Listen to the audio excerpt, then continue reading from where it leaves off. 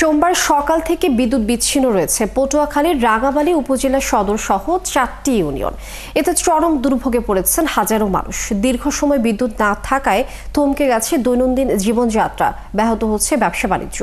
পল্লী বিদ্যুতের কর্মকর্তারা জানান, গত 28 জুন চুরির উদ্দেশ্যে কাটা সাবমেরিন ক্যাবলে দেওয়া জোড়া অংশে ত্রুটি দেখা দেয় এই সমস্যা হচ্ছে। বিস্তারিত কামরুল হাসানের প্রতিবেদনে।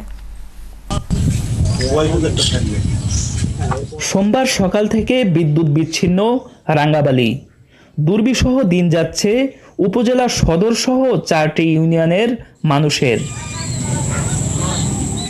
বিদ্যুতের এই সংকট যে এই প্রথম এমন নয়।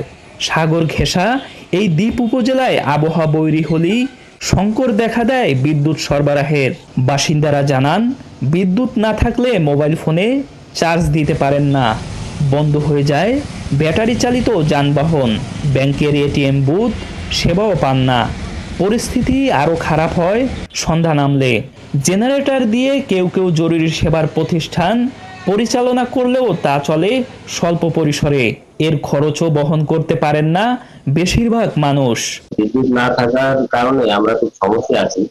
যেমন আমাদের এটিএম সার্ভিস বন্ধ আছে, তারপরে আমাদের ইলেকট্রনিক যন্ত্রপাতিগুলো আছে, ব্যাকআপগুলো আছে, এইগুলো কাজ করতে ভালোভাবে। তারপর সারাদিন জেনারেটর চলে, আমরা সার্ভিস দিই। এতে করে দেখা যায় আমাদের বিভিন্ন যন্ত্রপাতির উপরে একটা চাপ পড়ে। পল্লী বিদ্যুতের কর্মকর্তারা জানান, বৈরী আবহাওয়ায় গাছ উপড়ে লাইনের উপর পড়ে কখনো কখনো। তবে গত 28 জুন সাবমেরিন কেবল কেটে দেওয়ার সমস্যাটি তাদের কাছে একেবারে নতুন।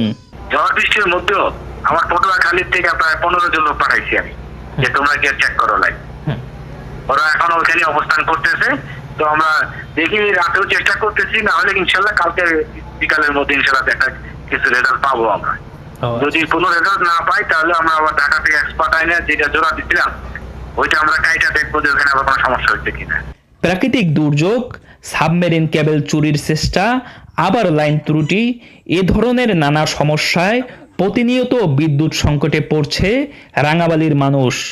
তারা বলছেন, এই দুর্ভোগ থেকে মুক্তি পেতে দরকার স্থায়ী সমাধান। কামরুল হাসান, 71, রাঙাবালী, পটুয়াখালী।